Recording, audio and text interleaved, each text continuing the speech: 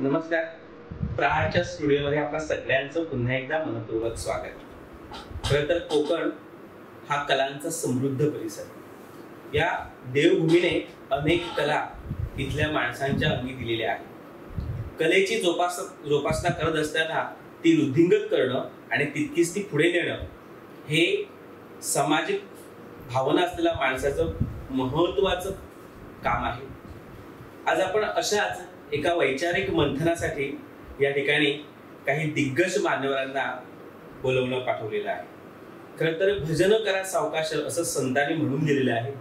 भजन हे भक्तीचं जसं साधन आहे तसं ते प्रबोधनाचं सुद्धा माध्यम असू शकतं आणि ते माध्यम आहे सामाजिक नेणिवेत परिवर्तन करण्याची ताकद असलेली भजन संस्कृती. आणि त्या भजन संस्कृतीला आपल्या खांद्यावर मिरवत असताना अनेक ठिकाणी समाज प्रबोधन करणारे बुवा आणि ह्या बुवांना खऱ्या अर्थानं आजच्या या सोशल मीडियाच्या माध्यमातून जनसामान्यापर्यंत अगदी प्रभावीपणे पोहोचवणारे काही पडद्यामागचे कलाकार आज आपण बोलवलेले आहेत. अर्थात हे सगळे युट्यूबचे सर्वेसर्वा ज्यांनी युट्यूबच्या चॅनलचा प्रभावी वापर या भजन संस्कृतीमध्ये केलेला आहे आणि भजन संस्कृती तळागाळात पोहोचवण्याचा त्यांचा जो मानस आहे तो मानस घेऊन ते आज जे काम करतायत. अर्थात हे काम करताना एका बाजूला ते नोकरी करतायत, स्वतःचा व्यवसाय सांभाळतायत आणि दुसऱ्या बाजूला ही समाजसेवा करतायत.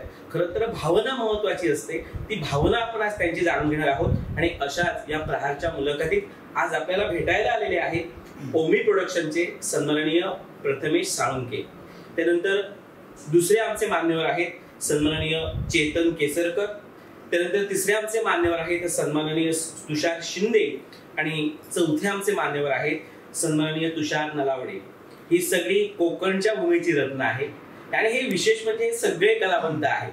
हे फक्त युट्यूब चॅनलच चालवत नाही तर ते प्रत्येक जण नोकरी व्यवसाय सांभाळून भजनाची सेवा करतात आणि आज आपण त्यांच्याशी बोलणार आहोत.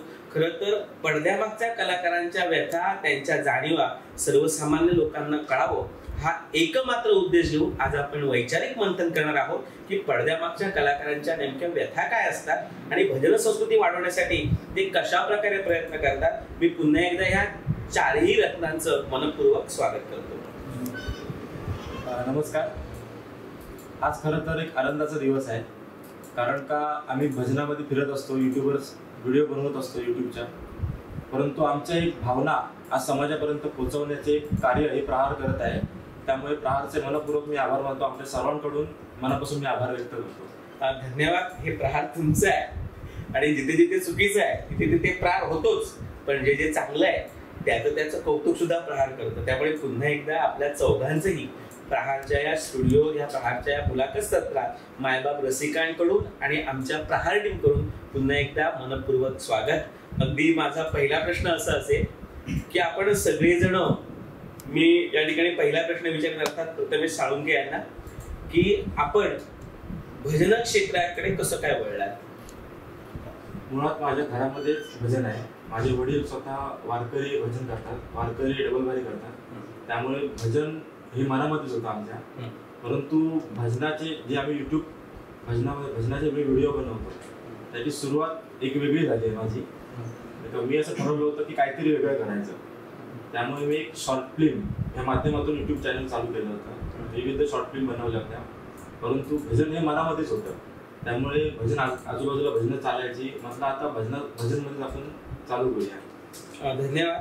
यानंतर मी चेतन केसरकर यांना प्रश्न विचारू इच्छितो की आपण कसे काय या भजन संस्कृतीकडे आकर्षित झालात? माझ्या घरात तर असं कोण नाही की भजनाची आवड आहे, कोणाला तशी आवड नाही. पण आमच्या वडीत प्रकाश पारकर बुवा ते मुंबईला असले की मी जायचो त्यांच्या डबलबारीला. लहान 7वीला असल्यापासून जायचो. गावाला आलो की मी त्यांना सांगायचो आवर्जून फोन करून की माझ्याकडे एक गाडीत जागा ठेवा, पॉलिस गाडी होती त्यांची, माझ्याकडे ठेवायची. ते जायचो. नंतर मला पण कुठेतरी वाटायचं की माझं पण काहीतरी एक म्हणजे परिचय व्हावा, भजना क्षेत्रात काहीतरी एक ओळख व्हावी माझी पण. मग त्याच्यामुळे म्हटलं कधीतरी शूट करायचो आणि माझे जुन्या व्हिडिओ होत्या पारकर बुवांच्या. मग मी ना त्या युट्यूबला मग अपलोड केला. त्याच्यानंतर हळूहळू माझे सबस्क्रायबर वगैरे हळूहळू ओळख वाढायला झाली. त्याच्यानंतर मला एकदम म्हणजे भजन वारकरी असो किंवा संगीत भजन असो, भजनाची आवड निर्माण झाली. आणि आताही अजूनही कुठेही जरी देवळात भजन असलं तर मी 2 मिनिटं ते कामात जरी असो 2 मिनिटं असं वाकून बघणार, नमस्कार करणार, निघणार एवढं. खरंच खूप छान. मी आता जाईन या ठिकाणी तुषार शिंदे आपल्याकडे येतोय की तुम्ही कसं काय या भजन क्षेत्राकडे वळला? माझं म्हणजे घरीच माझे काका, दोन्ही काका चुलत भाऊ होते, ते आता वारले. दोन्ही काका भाऊ असल्यामुळे घरात सगळं सामान असायचं म्हणजे. तर त्याच्यावरून ती आवड निर्माण झाली. त्याच्यानंतर वाजवायला शिकलो. म्हणजे माझे एक मित्र माझा शिकायला जायचा दामेंजवळ, श्याम दामेंजवळ. तेव्हा त्याच्याजवळ मी पप्पा वाजवल्याशिवाय निवृत्ती गमती म्हणून होते, त्याच्याजवळ पप्पा वाजवायला शिकायला गेलो. त्यानंतर ते भजन थोडंफार वाजवायला लागलं, भजन वाजवायला लागलो. त्यानंतर तिकडे गेल्यावरती बरेच वाटायचं की आपल्या भजनाकडे जायला पाहिजे. मग तिकडे व्हिडिओ करून, याचे पहिले व्हिडिओ बघायचो मी युट्यूबला की व्हिडिओ येत आहेत, आपण पण व्हिडिओ टाकू शकतो. मग ते व्हिडिओ करायचो आणि मग याच्या सध्याने मी ते टाकायला लागलो. आता तुमचे गुरुज आहेत, तुम्ही सांगितलं यांच्याकडून मी प्रेरणा घेतली. मी या ठिकाणी तुषार नलवडे आपल्याकडे येतोय की आपला प्रेरणा किंवा आपला आदर्शवाद त्यांनी घेतला आणि युट्यूबला व्हिडिओ टाकायला सुरुवात केली. म्हणजे निश्चितच तुम्ही गुरुस्थानी आहेत त्यांच्या. तुम्ही कधीपासून हे सुरू केलं? तर माझ्या घरात असं कोणीच नाही. माझ्या आईच्या घरात आईचे 2 भाऊ, बुवा होते आणि पप्पा होते. लहानपणापासून कधी गावी आलो की त्यांचं ऐकायचो, असं ऐकायचो. त्याच्यानंतर कॉलेज झालं, त्याच्यानंतर बाजूलाच खारला आमच्याकडे प्रमोद परब राहतो पप्पाजवळ, त्यांच्याकडे मी मग धडे घ्यायला चालू केले. त्याच्यानंतर असं झालं की एक दिवशी मी मंदिरात गेलेलो तर भूतकर महाराज पप्पाजवळ होते. तेव्हा कोणीच युट्यूबवाला नव्हतं म्हणजे भजन क्षेत्रात. मी फक्त त्यांचे व्हिडिओ शूट केले आणि टाकून दिले. त्याच्यानंतर 6 महिने मी काय ते चॅनल बघितलं पण नाही काय. त्याच्यानंतर स्वतःच मला मेल आला युट्यूबकडून की तुमचा चॅनल मॉनिटाईज झाला. तेव्हा मला काहीच आयडिया नव्हती. आणि त्याच्यानंतर मग मी पारंपरिक बारांना जायला लागलो. कारण मी पप्पाजवळ प्रमुख परब हे हरिहर मंगळे वाजवतो, तर तेव्हा त्यांच्याकडे जायचो मी त्यांच्या बारे शूट करायचो. आणि अशा प्रकारे माझं चॅनल म्हणजे सुरुवात केली. खूप सुंदर. प्रत्येकाची हिस्ट्री भारी आहे. काही लोकांना भजनाचा सहवास लाभलाय, घरात बाळकडून मिळालाय. पण काही लोक आपल्याकडे असे आहेत की ज्यांना भजनाचा संबंध नव्हता, पण नंतर भजन आहेत तसं प्रेमात पाडणारं. आणि त्यामुळे तुम्ही ते भजन रसिकांपर्यंत नेता आणि त्यामुळे भजनाचा जो दर्जा आहे तो वाढलेला आहे. पण अलीकडच्या काळामध्ये जी भजनं आपण बघतो त्याच्याबद्दल सांगून आपलं मत काय? अलीकडची भजनं जी आहेत, अलीकडची म्हणजे आता जसं काळानुसार प्रत्येक गोष्टीत बदल होतो. भजन रसिक असतात, त्यांना सुद्धा वेगवेगळ्या गोष्टी हव्या असतात. नुसतं प्रबोधन किंवा निवड भजन केलं तर लोक आजकाल थांबत नाही. आणि आजकाल लोकांना वेळ कमी आहे, त्यामुळे हा 2020 माध्यम आला. परंतु 2020 वाईट नाही असं बोलू शकत नाही. 2020 देखील चांगला आहे, परंतु जसा रसिकांकडून रिस्पॉन्स येतो तसे भजनी बुवा जातात. खरं तर रसिकांना काय हवं हे महत्वाचं आहे की बुवानी समाजाला काय देणं महत्वाचं आहे. बुवा समाजाला तर देतातच आहे चांगलं, परंतु काही गोष्टींमुळे वाहल्या जातात प्रत्येक बुवा असतात ते. ठीक आहे. मी या ठिकाणी तुषार नलवडे आपल्याकडे येतो कारण आपला अनुभव खूप दांडगा आहे. या दृष्टीनं आपण खूप अनुभवी आहात आणि तुमचे गुरु म्हणजे ज्यांच्या सल्ल्यानं तुम्ही इथे बसला आहे ते तुमचे तुषार शिंदे आपल्याला गुरु मानतात किंवा आपली प्रेरणा घेतली. त्यामुळे तुम्ही भजनं पहिली टाकायला सुरुवात केली. तुम्हाला म्हणजे 6 महिने तुम्ही बघितलात नाही असं तुम्ही प्रामाणिकपणे मान्य केला आणि त्यानंतर भजन संस्कृती जोपासायला सुरुवात केला. म्हणजे तुम्ही जुनी संस्कृती बघितलेली आहे. तुम्हाला फरक वाटतोय का? हो, फरक आहे. काय नेमकं? पहिल्याचे बुवा कसे पारंपरिक मध्ये सगळं व्हायचं. भजन व्हायचं, कावळ व्हायचा, गजर व्हायची, गवळण व्हायचं, त्याच्यानंतर अभंग व्हायचा, वैरवी सगळं व्हायचं. आता मुंबईसारख्या ठिकाणी हे बघायला भेटत नाही. गजर संपला की बारी संपली, असा विषय चाललेला आहे. असं पण आहे. आता काही लोक बोलतात की 2020ला जास्त लोक येतात, पण असं नाही. आता हल्लीच आम्ही लोकांनी मुंबईच्या लोकांनी बारी ठेवली. अरे वा. विजय परब आणि सोरगेट 4 वाजेपर्यंत बारी चालू आणि कमीत कमी 1000 लोक तरी होते. एवढे म्हणजे हा आहे भजनाचे चाहते अजून पण आहे. पारंपरिक बघणारे लोक अजून पण आहे. ते 2020ला वाईट नाही म्हणत आहे, पण जे आपलं मूळ आहे पारंपरिक ते लोकांनी विसरून नाही. खरंच खूप छान. मी आता तुमच्या शिष्याकडे जातोय. आता मी तुषार शिंदेकडे जातोय. तुषार शिंदे, तुम्ही जरा वयाने मला यांच्यापेक्षा लहान वाटताय, पण तुम्हाला काय वाटतं आजच्या भजन संस्कृतीबद्दल? आजची भजन संस्कृती म्हणजे मी पहिली पण आता तुषार परब तुषार परब सरांजवळ मी क्लासला जातो. त्यांच्या माध्यमातून म्हणजे ध्रुव बुवा त्यांची ओळख झाली. त्यांच्याजवळ वाजवायला जायला लागले आणि त्यांच्याजवळ वाजवायला लागल्यापासून ते एकतर चांगलं संगीत म्हणजे सुंदर आवाज आहे त्यांना, चांगली भजनं करतात. त्यामुळे त्यांच्याबरोबर जोडीला बुवा पण चांगलेच असतात. दुसरे कोण असले तरी ते जास्त गायन करणारे असतात. मग त्यांची भजनं मी जास्त ऐकली तिकडे. त्याच्यामुळे चांगलंच भजन मला तरी आवडतं. म्हणजे गायन जर असेल, मला वैयक्तिक जर गायन करत असेल कोणतं बुवा तर त्या बुवाचं भजन मला बघायला आवडतं किंवा ऐकायला आवडतं. आणि ध्रुवज बुवांमुळे ते जे काय बोलतात ते संस्कार म्हणजे आमच्यावरती झाले आहेत. म्हणजे ते पण सांगतात की चांगलीच भजनं पोचवा लोकांपर्यंत. चांगली गायन करणारा असेल, तुम्ही छोटा कलाकार असेल नका, जो चांगला असेल तरी चांगली भजनं पोचवा. जो गायन व्यवस्थित करतोय पोचवा लोकांपर्यंत भजन. धन्यवाद. मी आता जे जाईन अर्थात केसरकरांकडे. चेतन केसरकर, आपण सुद्धा भजनाचे शौकीन आहात, आपण स्वतः पकवाज वादक आहात, आपण जवळून सगळी भजनं बघता आहे. त्यामुळे तुमचं म्हणणं काय आजच्या भजन संस्कृतीबद्दल? भजन बिघडलंय का की घडवतंय? तसं म्हणजे 2020ला नाव ठेवणार का नाही हाय थोडं काही विषय. वेळेचं बंधन नाही लावून घेत 2020 मध्ये स्वतःला.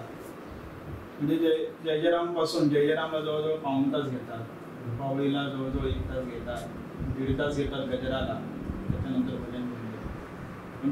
पारंपरिकला तसं नाही. आत्ताच आम्ही त्या दिवशी जोगेश्वरीला सुयश कारणी बुवा आणि संकेत नाटेकर बुवा त्यांनी पण 2020 केली, पण त्यांनी स्वतःला वेळेचं बंधन लावून घेतलं. परंपरा जोपासली त्यांनी. भारुडापर्यंत तो पूर्ण भजन झालेला आहे, युट्यूबला सुद्धा टाकलेलं. तर 2020 केलं तरी काय हरकत नाही, पण त्याला काहीतरी एक मर्यादा ठेवा. खरंच खूप छान विचार तुम्ही बुवांपर्यंत दिलेले आहात. आपण समाजाचे घटक आहात, त्यामुळे भजन संस्कृतीत उच्च नीच कोण नसतो, म्हणजे कनिष्ठ आणि ज्येष्ठ असं कोण नसतं. कारण सगळ्यांच्या पायाला हात लावून नमस्कार करण्याची आपली परंपरा आहे. भागवत धर्म आहे, वारकरी संप्रदायाचे आपण सगळे लोक आहोत आणि त्यामुळे उच्च नीच हा भेदभाव आपल्यामध्ये होत नाही.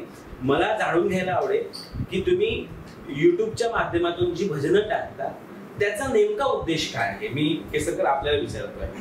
नेमका उद्देश म्हणजे कसं असतं, आज मुंबईला जी डबलबारी होते ती गावची माणसं नाही बघू शकत.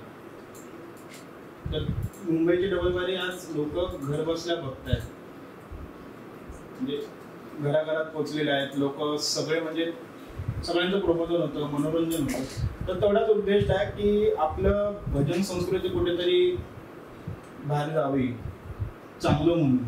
तोच एक उद्दिष्ट असतो आमचा की लोकांपर्यंत पोचावा. म्हणजे एक प्लॅटफॉर्म दिलेला आहे आम्ही फक्त. आम्ही पण भजनप्रेमी आहे की आमचं असं नाही की त्यांचं काहीतरी भजनाचं. ठीक आहे, तुमच्या भावना कळल्या. मी साळुंखे आपल्याकडे येतोय की आपल्याला काय वाटतं? तुम्ही युट्यूबच्या माध्यमातून भजन संस्कृती सातत्याने टाकत असता, तुमचा नेमका उद्देश काय? उद्देश हाच आहे की भजन श्रोते आहे ते प्रत्येक ठिकाणी जाऊ शकत नाही. आजकाल लोकांना वेळ तर फार कमी आहे. त्यामुळे एका जिल्ह्यातून दुसऱ्या ठिकाणी किंवा शहरातून गावाकडे, गावावरून शहराकडे भजन रसिक जाऊ शकत नाही. यापूर्वी वेळ कमी जास्त होता, लोक प्रवास करत होते. आता तसं नाहीये. त्यामुळे ज्यांना भजनापर्यंत पोहोचू शकत नाही त्यांना घर बसल्या हे एक माध्यम आहे. युट्यूबच्या माध्यमातून आम्ही त्यांना भजन पोहोचवतो. आणि बरेच आम्हाला कमेंट सुद्धा असे येतात की आम्हाला खूप भजन आवडलं, छान आहे, फ्रॉम कर्नाटका किंवा फ्रॉम US असे परदेशी लोक गेलेले आहेत, त्यांना देखील ही भजन ऐकतात. खरंच तुमचं कौतुक आहे, तुम्हाला शुभेच्छा आहे.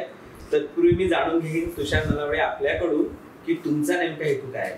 माझा पण हाच हेतू आहे की जास्तीत जास्त लोकांपर्यंत आपली चांगली भजनं पोचली पाहिजे. अभंग असो, गवळण असो, भारुड असो, हाच माझा हेतू आहे. बोला ना.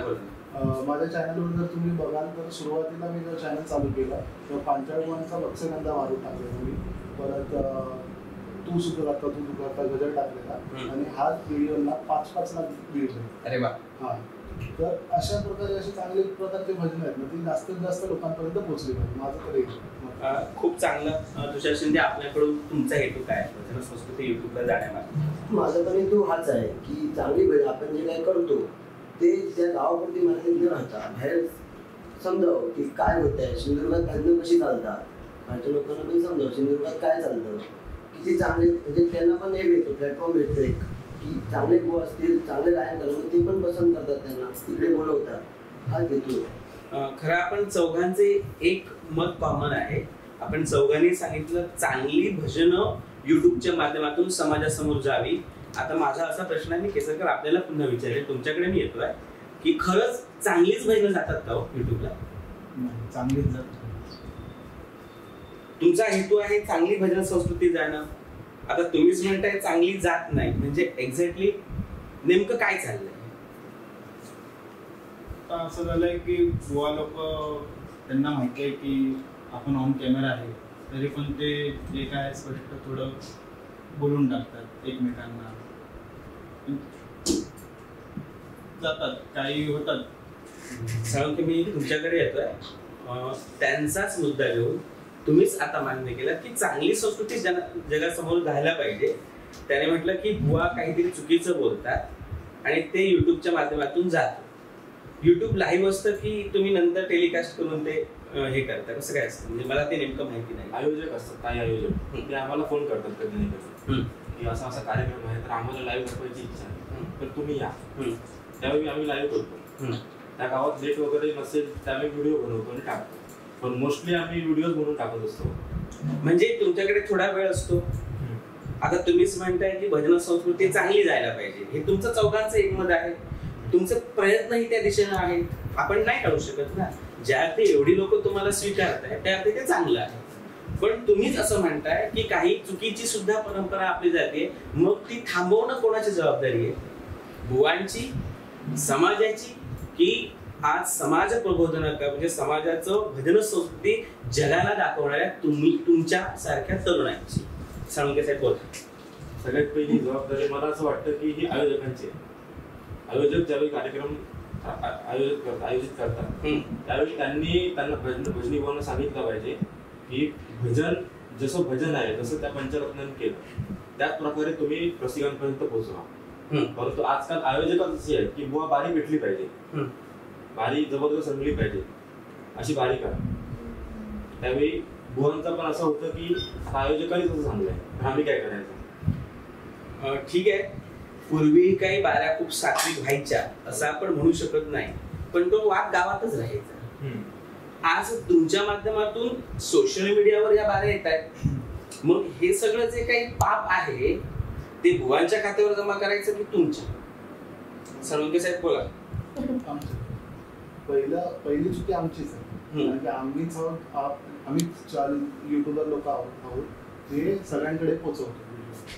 पहिली रिस्पॉन्सिबिलिटी म्हणजे पहिली चूक आम्ही करतो, त्याच्यानंतर दुसरी चूक आयोजक करतो, त्याच्यानंतर तिसरी चूक कुठे ना कुठे बुवा करतो. 100%. हो, पण पहिली चूक ही काय युट्यूबवालेच करतात. हे फक्त व्हिडिओ टाकतात, ते चुकीचं करतात. अशा लोकांच्या जे काय फालतुगिरी असते किंवा ते दुसरं की थंबनेल बनवून टाकतात, काही पण पेटलेली बारी, दगावलेली बारी, शिव्या बिव्या दिल्या तर ते पण टाकतात. हे चुकीचं आहे. तर युट्यूबवाल्यांनी कुठे ना कुठेतरी कंट्रोल केलं पाहिजे स्वतःला. एखादा जर समजा की बुवाच्या तोंडातून कधी ना कधी काहीतरी चूक होतो, मग ते कुठे ना कुठे युट्यूबवाल्यांची रिस्पॉन्सिबिलिटी की ते कट करून आपण. मी नक्कीच तुमचा मुद्दा घेऊन केसरकर साहेब आपल्याकडे येतोय. आपल्याला काय वाटते की हे म्हणतायत की आमची प्रथम दर्शनी चूक आहे, तुम्ही मान्य करता का? हो, आमची चूक आहे.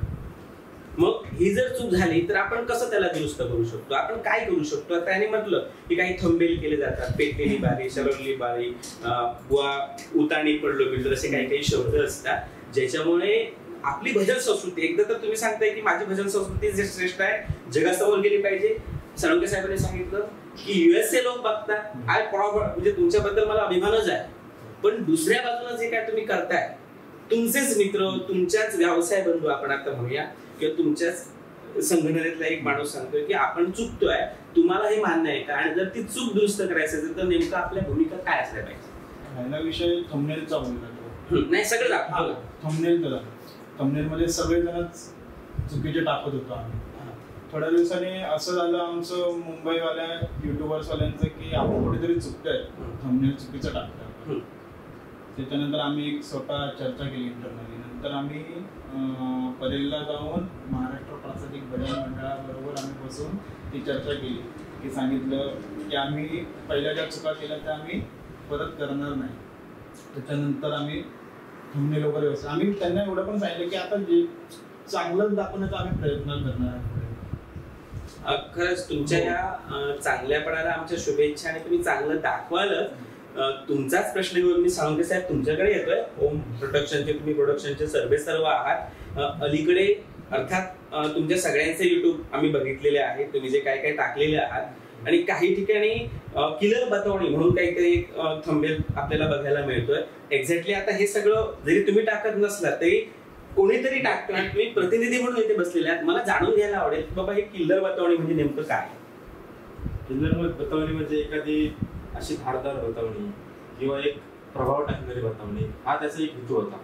किल्लर म्हणजे अनेक लोकांना वाटलं की काय मारामारी केली की काय, असा विषय नाही. किल्लर म्हणजे एखादी धारदार बतावणी म्हणा किंवा एक प्रभाव टाकणारी बतावणी, असा एक त्याचा हेतू आहे.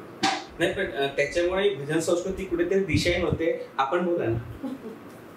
विषय काय असतो, आम्ही जेव्हा बारीला जातो तेव्हा कधी कधी असं विषय असतो की एक चांगला बुवा आहे ज्याजवळ म्हणजे दुराज बुवा असतील, समजा चांगले बोलणारे चांगले गायन करणारे बुवा असतील, दुसऱ्या बाजूला कोणतरी आहे म्हणजे जास्त बतावणी करणारा बुवा असेल. मग त्यावेळी आम्ही बारी शूट करतो, पण ती बारी शूट करताना एकाचीच नाही टाकू शकत. दुसऱ्याची बघत दुसरे बुवा काय बोलणार की हा बघून बारा टाकतो, आमची टाकत नाही असं विषय होणार. तेव्हा दोघांची पण टाकावी लागते आम्हाला बारी. मग ते कशी पण असली तरी टाकावी लागते असं विषय. कोणाकोणा काय विषय असतो की बाकीच्या सगळ्या बुवांजवळ जातं, आमच्या जवळ येत नाही. म्हणजे आमची बारी असते वेळी पहिला विषय व्हायचा एक वर्षापूर्वी अगोदर विषय व्हायचा की हा बघून बुवांजवळ जातो, आमच्या बारीला येत नाही कधी, याला हे आहे म्हणजे असं त्यांचं गैरसमज होतं. मग त्यांच्याजवळ जावं लागतं आम्हाला व्हिडिओ शूट करायला, टाकावं लागतं. नलावडे साहेब मी तुमच्याकडे येतोय. तुम्ही युट्यूब वाले आहेत, त्यांच्यावर एक आरोप होतोय. तो आरोप काय की तुम्ही म्हणे प्रचंड पैसे कमावता. काय भानगड काय? खूप पैसे म्हणजे एका बारीचे मोजून नाही बोललात तरी 100-200 रुपयेच कमवतो. आणि ते मुंबई सारख्या ठिकाणी आम्हाला फक्त येण्याला रिक्षामध्येच जातात. नाही कमवत आहे काही पण मॉनिटायझेशन पण नाही. हा गैरसमज दूर होणं आज गरजेचं आहे. म्हणजे तुम्ही 6-7 तास बसा तिथे, ते शूटिंग करा, अपलोडला 3 तास द्या, लोकांच्या शिव्या घ्या, त्याच्या पुढे जाऊन इथे चर्चेत बसा आणि आम्ही चुकलो असं पुन्हा बोलून घ्या. त्याच्यात तुम्ही मिळकत काय फक्त 100. त्यामुळे ते सांगा तुम्ही काय कमवता आणि काय कमवता ते. आता सगळ्यात मोठा युट्यूबर मीच आहे, म्हणजे जेवढे बघण्यामध्ये 50,000 सबस्क्रायबर. तर असं आहे की मी केवढे कमवलेत मला माहिती. आता 28 दिवसामध्ये माझे किती डॉलर आहेत, फक्त $1200. म्हणजे माझ्या चॅनलवर 1000 व्हिडिओ अपलोड आहेत. 1000 व्हिडिओला फक्त 1200 रुपये भेटतात. मग काय किती कमवतो महिन्याला, असा विषय खरंच. युट्यूब म्हणजे हा आमचा बिझनेस किंवा हे नाही, एक आवड म्हणून आहे. भजनाची आवड आहे ती लोकांपर्यंत पोहोचावी म्हणून आहे. काही बुवा लोकांना वाटतं की हा यांना पैसे खूप भेटतात, पण असं नाहीये. आमचं त्याच्यावर गरज नाही झालं. आम्ही सगळेजण व्यवस्थित जॉबला आहे, पण एक जॉबवरून सुटलं की एक आवड म्हणून आम्ही जातो. आमची स्वतःच काहीतरी एक ओळख व्हावी म्हणून आम्ही जातो. असंही मी ऐकलंय युट्यूब वाल्यांच्या बाबतीमध्ये, जेव्हा तुम्ही शूटिंग करायला जाता तेव्हा बुवा लोक सुद्धा काही वेळा जे शब्द असतात ते चुकीच्या अर्थाने तुमच्यावर बोलल्या जातात, त्याला आपण इन्सल्टिंग करणं असं म्हणतो. असा अनुभव आलाय का कधी? मी याचा अनुभव सांगायचा हा एकदा, म्हणजे आम्ही लोक सगळे फक्त विनंती असेल नाव न घेता. नाव नाही सगळे आम्ही होतो आणि ह्याने काहीतरी बक्षीस दिले 100 रुपये समोरच्या मुलाला. हा युट्यूबर असून ना बक्षीस देतो. तर समोरच्या मुलाने याला सांगितलं की उद्या जर चांगला नाही टाकलंस तर दांडकी आणलंच नाही ते फेकून दे घरात. एवढे विषय होते. आणि परवाच्या दिवशीची गोष्ट आहे, मी सांगते परवाच्या दिवशीची गोष्ट आहे. मी दोन्ही बुवांना सिनियर बुवा होते, दोन्ही बुवांना बक्षीस दिलं आणि दुसऱ्या बुवाची पारंपरिक बारी होती. जवळजवळ नवरात्रानंतर नवरात्रानंतर मी त्याच्यातून थोडं मी लांब आहे आता. नवरात्रानंतरची पहिली बारी होती माझी, म्हणजे शूटसाठी. हे बोलतात काय काय त्याच्यासाठी, त्याच्यामुळे नाही हे केलं नव्हतं मी. तर गेलो होतो, बक्षीस दिलं त्यांना मी. तर ते काय बोलले, युट्यूबवाले हे आहे म्हणजे काय दुसऱ्याने कोणीतरी त्यांची बारी मुंबईला कुठेतरी बारी झाली होती तेव्हा त्यांची अभंग होता तो गजर म्हणून टाकला होता. तर बुवा लोकांना माझी अशी विनंती आहे की जो करतोय त्याचं तो असता समोर असता तर त्याला बोला किंवा नाव घेऊन बोला. दुसरं कोणतरी आम्ही इतके हे करून आम्हाला तिथे बोलून घ्यावं लागतं. तर ते ऑन स्टेज बोलले की असं असं असे करतात युट्यूबवाले. साळुंखे साहेब तुमच्याकडे येतोय.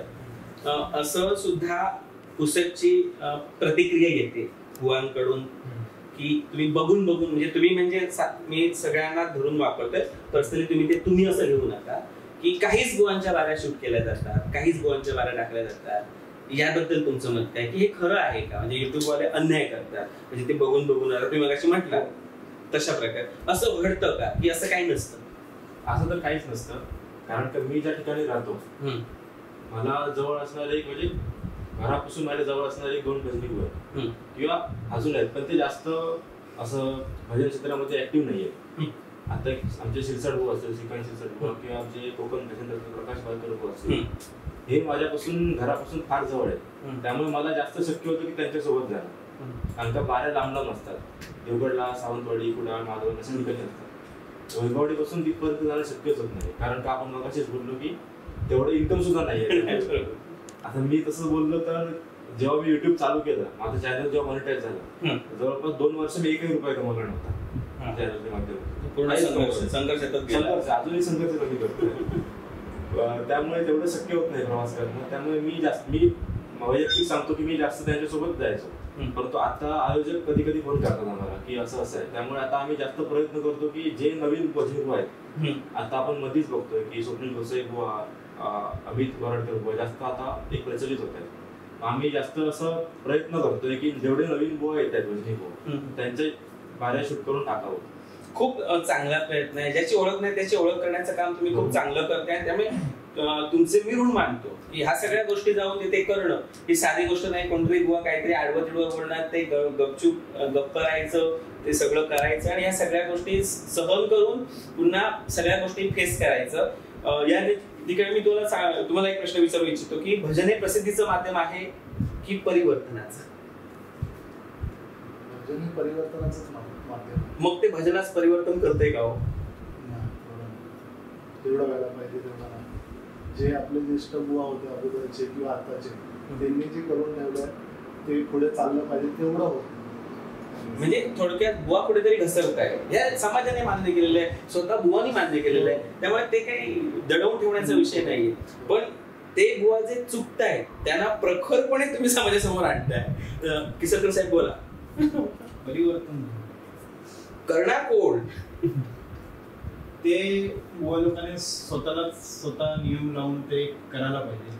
त्यात आम्ही आपली तर आहे जे ते वाईट बोलतात ते आपल्याला तर कट करायचंच आहे. पण त्याने पण स्वतः कुठेतरी वागायला पाहिजे की नाही, मी असा फोन करून युट्यूबरला सांगायला नाही पाहिजे की अरे त्याच्यातला ते थोडा भाग कट करून ते अपलोड कर, अशी वेळच नाही यायला पाहिजे. ते बुवाने स्वतःहून स्वतः. आता मुंगेकर बुवा आहेत, लोकरे बुवा आहेत, ते कधी आम्हाला फोन नाही करत. अरे करत नाही ते थंबनेल तू असा का टाकला तसा नाही, कारण आम्ही त्यांच्यावरती नाही, जसं आहे तसं जे रिअलिटी आहे तेच दाखवलं जातं. बाकी आमचं असं नाही की कोणत्या बोला टार्गेट करणं आहे की तुमचं भजन वाईट आहे, यांचं भजन चांगलं आहे. किसरकर साहेब तुम्हाला सुद्धा हे माहिती असेल आणि ह्या सगळ्या जे माझे सगळे यंग ब्रिगेड या ठिकाणी बसले त्यांना सुद्धा हे माहिती असेल की काही काही बोलले तर अलीकडे सांगितलंय की आमच्या बाऱ्यात टाकू नका. अशी वेळ का आली आहे? बुवा आपली चूक झाकताय की तुम्हाला थांबवण्यासाठी ते प्रयत्न करताय? चुकीचं नाही. एकदा जोगेश्वरीला पारी होती 2 प्रसिद्ध बुवांची, तर त्यांना तिकडे लोक ओरडून कमेंट्स करायला लागले, अरे काय तुम्ही तेच घेताय. मी युट्यूबला बघितलंय. मग आम्हाला पण असं वाटायला लागलं की आम्ही युट्यूबला पण जिकडे राहतो त्यांची बतावणी तीच असते, भजन तेच असतं. त्यामुळे लोकांच्या कमेंट्स ते देतात, अरे काय यांचं रोजच ते आहे. त्यामुळे मला असं वाटतं कदाचित काही बुवांनी आम्हाला बॅन केलं असेल की आम्ही किती बतावणी करतो, लोक कंटाळले जातात, तुम्ही टाकू नका, ते प्रसिद्ध करू नका. मला तर असं मत आहे, मला तर असं वाटतं. म्हणजे यातून एक गोष्ट अशी आपल्याला सांगता येईल बुवांना की तुम्हाला अभ्यासाची गरज आहे. नवीन काहीतरी तुम्ही सांगू शकता, बतावणी करू शकता, कारण तुम्ही ते शूट करता टाकता, त्यामुळे त्यांच्याकडे काही भांडवल उरत नाही ना. बरोबर ना? साळुंखे साहेब, तुम्हाला मला एक प्रश्न नक्की विचारायला आवडेल की युट्यूबच्या माध्यमातून आपण जे भजन प्रचार आणि प्रसार करतो त्याची भूमिका आपण सगळ्यांनी एकच मांडली आहे की चांगलं भजन समाजासमोर जावं. पण अलीकडे जेव्हा आपण अभ्यास करतो या सगळ्या गोष्टीचा, त्यामुळे सबस्क्रायबर वाढवण्यासाठी त्याचा वापर केला जातोय का भजन संस्कृतीचा? तुमचं म्हणणं काय आहे? जेवढे भजन रसिक आहेत कोकणी किंवा मालवणी, तेच लोक या गोष्टीकडे जास्त वळतात. त्यामुळे एक लिमिटेड पब्लिक आहे. सबस्क्रायबर हा जास्त हेतू नसतो. परंतु आम्हाला असं कुठेतरी वाटतं की जसं माझ्या घरामध्ये स्वतः माझे वडील भजन करतात, त्यामुळे आमच्या घरामध्येच वडील भजन आहे. बरोबर. त्यामुळे असं कुठेतरी वाटतं की जे भजन आहे ते समाजापर्यंत पोहोचावं, हा जास्तीत जास्त हा हेतू असतो. आणि मला स्वतः भजनाची आवड आहे. आता कालच बारी होती, बुवाने असं ठरवलं होतं की बारी युट्यूबला टाकायची नाही, आम्ही बंद केली टाकायची. परंतु आम्ही मग त्या ठिकाणी आम्ही युट्यूब लावलंच नाही, कारण का मी स्वतः भजनामध्ये जातो. पारकर बुवांचं भजन आहे, त्यांच्या कोरसमध्ये मी जाऊन बसतो कायम, त्यांच्यासोबत मी असतो. त्यामुळे भजनाची आवड असल्यामुळे आम्ही जास्त त्या ठिकाणी जातो. आणि जसं त्यावेळी आम्ही जातो त्यावेळी ते शूट करून आम्ही टाकतो. एका वेळी 2 कामं होतात, एक भजन सुद्धा कुठेतरी नामस्मरण होतंय आणि बुवांचा प्रचार किंवा प्रसार. नक्की नक्की. मी या ठिकाणी आपल्याला प्रश्न विचारतो तुषार साहेब की वाईट भजनात जास्त दिसतात युट्यूबच्या माध्यमातून, चांगली भजनं दिसत नाही, याला काय कारण आहे?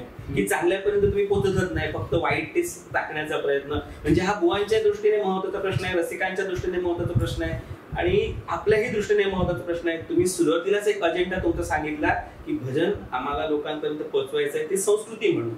मग चांगलं दाखवायचं की वाईट दाखवायचं हे आपलं आपण ठरवायचं.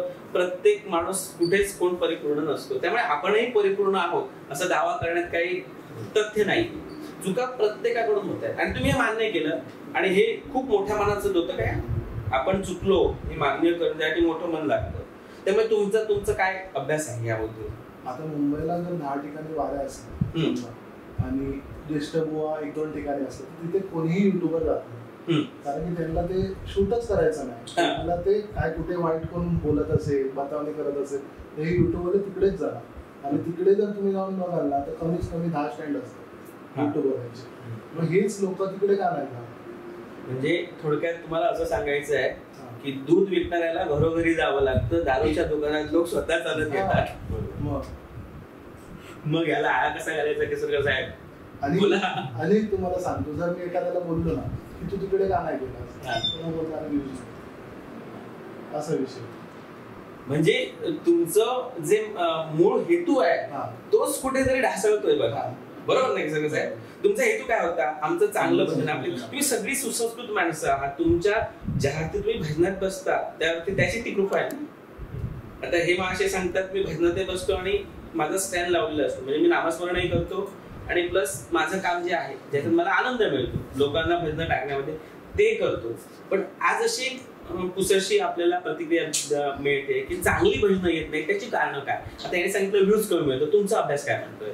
सगळ्यांचा तोच आहे, व्ह्यूज कमी मिळतो, मग प्रसिद्ध भेटत नाही त्याच्या चॅनलला. मग तुम्ही जे काय करताय, जो काय हा उपद्याप म्हणूया आपण, तो जास्त व्ह्यूज मिळण्यासाठी करताय की भजन संस्कृती प्रामाणिकपणे तळागाळात पोहोचवण्यासाठी करताय? नॉर्मली कसं आहे, युट्यूब म्हटल्यावर तो युट्यूबर सुद्धा आहे, भजन प्रेमी पण आहे, तो तेवढ्या ताकदीने युट्यूबर पण आहे. तो त्याचा साईड बाय साईड स्वतःची ओळख वाढवण्यासाठी किंवा चॅनल अजून प्रसिद्ध होण्यासाठी तो काही ना काही धडपड करत. मी तुझ्या आपल्याकडे येतोय, आपली ओळख वाढवण्यासाठी दुसऱ्यांचं वाईट टाकणं कितपत योग्य आहे? मी तरी नाही करत असतो. तुम्ही कोणच करत नाहीत, आम्ही तुमच्यावर आरोपच करत नाही. आज अनेक युट्यूबर आहे, तुम्हाला तो घेतलाय, तुम्हाला फक्त प्रतिनिधी म्हणून घेतलेला आहे, कारण तुम्हाला चौघांना चांगला अनुभव आहे, तुम्ही चांगली संस्कृती पोहोचवताय. तुमच्या भजनामध्ये सगळंच वाईट आहे असं कोण सांगताय? काही काही खूप चांगले आहेत ना, जे चांगले आहे. आता ह्याने सांगितलं की पांचाभुवांची भारुड आहे, जे आपल्याला कधीच मिळत नाही. मग सॅल्यूट आहे ना यांच्या कामाला. हा यंग ब्रिगेड माणूस भजनही करतोय, संस्कृती सांभाळतोय, हे स्वतः पक्वास पद्धत आहे. जे तुम्ही कुठून तरी कुठल्या तरी संस्कृतीमधून येणारे लोक नाही आहात, तुम्हाला परमेश्वरानं चांगली ओळख दिलेली आहे. मग आज असं झालंय की तुम्हीच म्हणताय की भजन संस्कृती आपण जोपासण्यासाठी प्रयत्न करतो, दुसऱ्या बाजूला वीज वाढण्याचा प्रयत्न होतोय. म्हणजे दुसऱ्याचं वाईट टाकून जर आपण चांगली आपली इमेज बनवण्याचा प्रयत्न केला तर ती होईल का? मी वीज वाढवण्यासाठी पहिली गोष्ट काही करत नाही. तसं जर असतं व्ह्यूज वाढवण्यासाठी किंवा चॅनल मोठं करण्यासाठी जर काय करत असतो मी, तर जेव्हा डबल बारी करू नको म्हणून सांगितली तेव्हा मला त्रास झाला असता त्याचा. म्हणजे आता चालणार कोणाचे व्हिडिओ त्यावेळी तर हे झालं असतं. पण मी आता इथे कणकवलीला एक सुंदर मिस्त्री आणि चिन्मय माधव त्यांची बारी होती कणकवलीला, तिथे एक पण युट्यूबर नाही. पण मी कुणकेश्वरवरून इकडे आलो होतो. ते संगीत दोन्ही एकापेक्षा एक, दोन्ही पण संगीत करणं, जबरदस्त संगीत करणं. तिथे एकाचंही स्टँड नव्हतं, फक्त मी आलो होतो तिकडे. तुमच्या रसिकतेला सॅल्यूट करतो, तुम्हाला नमस्कार करतो आणि साळुंखे साहेब तुमच्याकडे येतोय. आपण जर बघितलं या चर्चेच्या दिशेनं जर गेलो तर कुठेतरी युट्यूब वाले जे बुवा बोलतायत, बिझनेस करतायत, तसाच सूर दिसतोय. तुमचं म्हणणं काय आहे? बिझनेस असं नाही, बिझनेस आपण बोलू शकत नाही. कारण बिझनेस मध्ये बिझनेस आपण करतो इन्कम होण्यासाठी. बरोबर. त्यातून इन्कम हे आता आम्ही जर जाहीरच करतोय, इन्कम हे काहीच होत नाही. तर मी तुम्हाला असं दाखवू शकतो नाही तसं नाही दाखवू शकतो की गेले 28 दिवस नाही तर गेले 3 महिने अवघे $30 मी कमवले. अवघे $30 70-80च्या हिशोबाने बघा $30 मध्ये किती होतं. गेले 3 महिने सांगतो. मला ही लोक किती सभ्य आहेत बघा. मला डायरेक्ट युट्यूबचा ते पूर्णपणे बायोडेटा देत आहे. आमचं तुमच्यावर ऑब्जेक्शनच नाहीये, आम्हाला अभिमान आहे तुमचा. आता हा तुषार नावाचा मुलगा जर कणकवलीला येतोय देवगडवरून, तर ती ओढ असल्याशिवाय नाही येत ना. आणि पैसे कमवण्यासाठी तुम्ही नाहीच जाणार, पण लोकांचा जो गैरसमज आहे तो आपल्याला दूर करायचा. लोक जे तुम्हाला टॉन्ट करतात किंवा कोणीही कोणाला वाईट बोलू नये. तुम्ही रसिक म्हणून तिथे जाऊन बसता, रसिक म्हणून तुम्हाला भजनाची आवड आहे म्हणून ते तुम्ही भजन 6 तास बसून नंतर 3 तास त्याला अपलोडसाठी देता.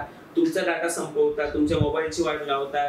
गाडी आहे, इंधन आहे, स्वतःच्या शरीराची झीज आहे, जागरण आहे, दुसऱ्या दिवशी कामावर जायचंय. हे सगळं करून फलश्रुती काय तर युट्यूब वाल्यानेच भजनाची वाट लावली. मला हे नको आहे.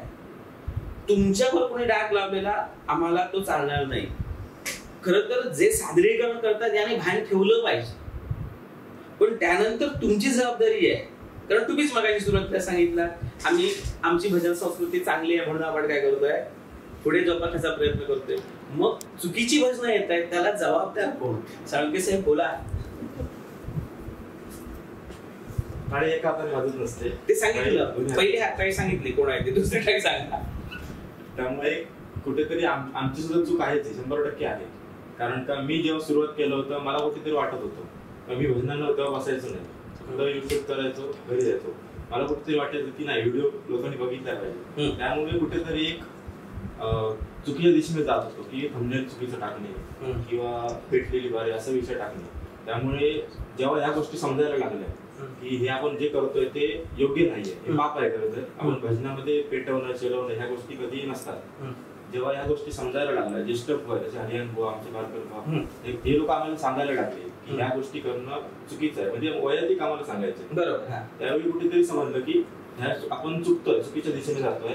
त्यामुळे खरंच एक ह्या माध्यमातून मी भजन रसिकांची किंवा भजनी बुवांची मनापासून माफी मागतो की आमच्याकडून चूक झाली आहे. परंतु ह्या गोष्टी कुठेतरी भजनी बुवांनी समजलं पाहिजे की ही वैयक्तिक सांगितलं पाहिजे लोकांना. त्यावेळी असं होतं की ऑन माईक सांगितलं जातं, नाही ते चुकीचंच आहे. बरोबर. केसरकर साहेब मी तुमच्याकडे येतोय. आपण जर बघितलं तर आज अगदी साळुंखे साहेबांनी मान्य केलं, माझ्याबरोबर दोन्ही तुषार आहे.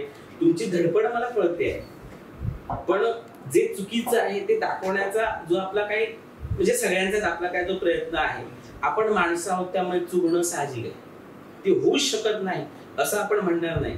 भजनी बुवा 100% चूक करतायत, पण अलीकडच्या काळामध्ये महिला आणि पुरुष ह्या ज्या काही बाऱ्या आहेत त्या बाऱ्यांमध्ये जे काही घमासा नसतो आणि त्याचा जो काही आस्वाद अर्थात तुम्ही काही देत नसालही कोणतरी, पण तो देण्याचा आपण समाजाला प्रयत्न करतो. त्याचं नेमका अर्थ काय, का, कशासाठी ते सगळं?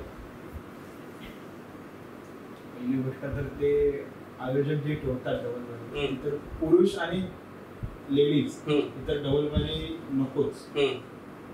कारण त्याच्यामध्ये पुरुष काही जोक मारतात आणि आज त्याच्या लेवलला त्याला टफ देण्यासाठी लेडीज पण आज काही बोलून जातात, सोडतात. म्हणजे त्यांना मर्यादाच नाही ठेवत, बोलून जातात. ते चुकीचं आहे.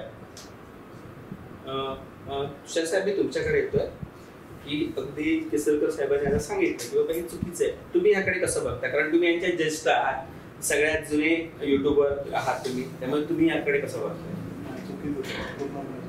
हे म्हणजे काहीही बोलून जातात.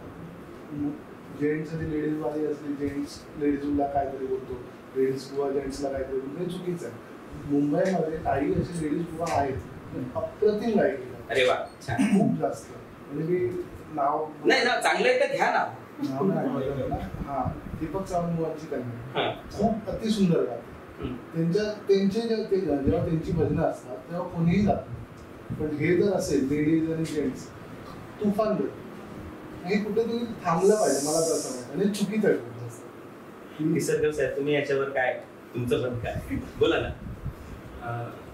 आता हे आकर्षण झालं खरं तर.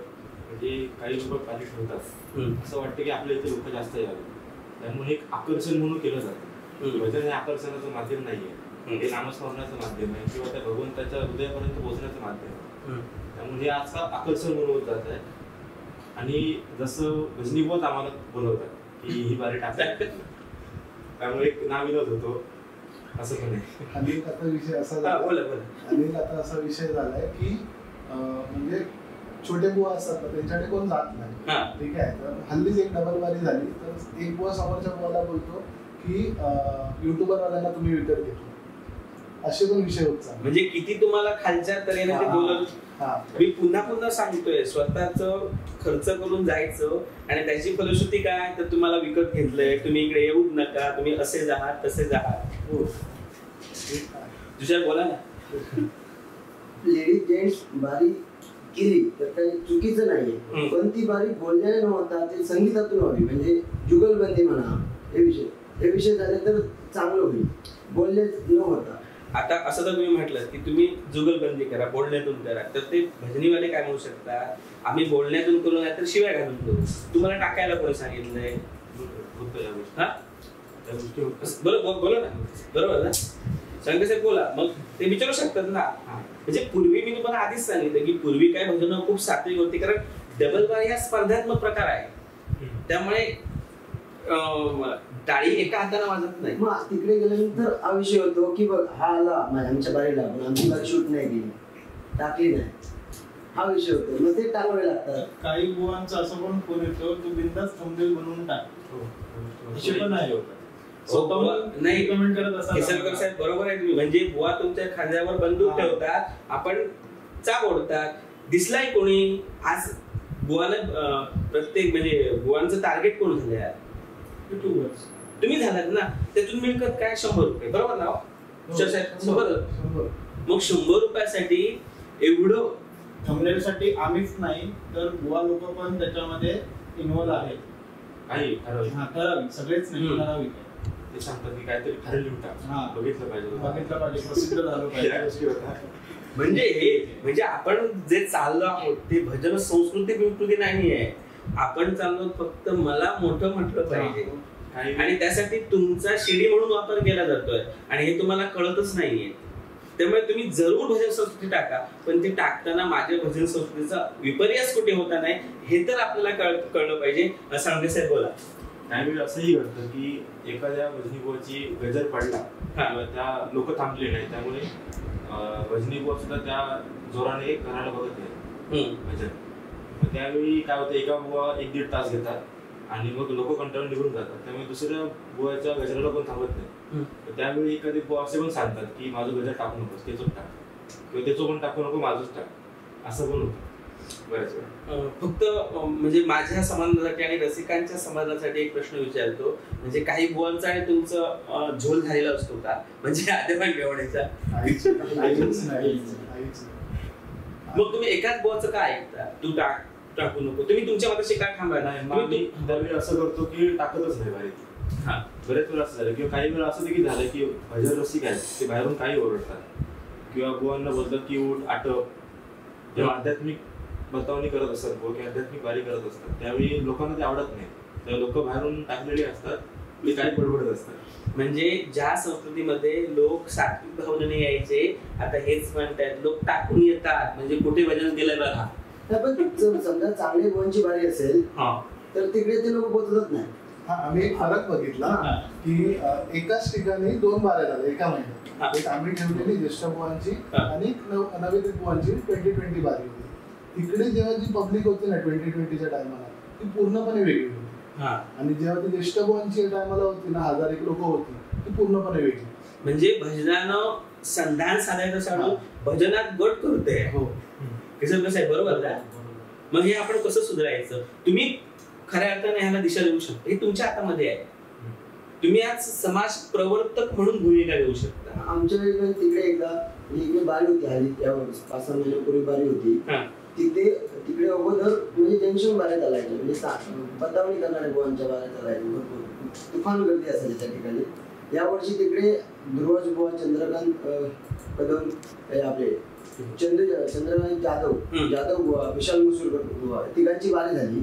आणि तिकडे पहिल्यापासून जी पब्लिक होते लास्ट पर्यंत तसं पब्लिक होतं.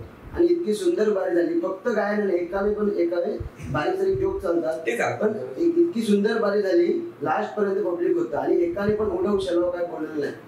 म्हणजे अशी पण लोक येतोच फक्त पब्लिक पण तेच बुवा जो देणार तेच हे करणार. आजकाल म्हणजे बुवा लोकांची ही मेंटॅलिटी झाली आपण जर काही जोक्स मारले नाही किंवा काय बोललो नाही तर पब्लिक थांबणार नाही असं काही नसतं. त्या दिवशीच मी तुम्हाला बोललो ना श्रेयश कारणे बुवा आणि नाटेकर बुवा शेवटपर्यंत भरोडापर्यंत होते. एकमेकांवर काय ना फक्त प्रबोधन दोघांनी सुंदर. मी युट्यूबला पण टाकलेले.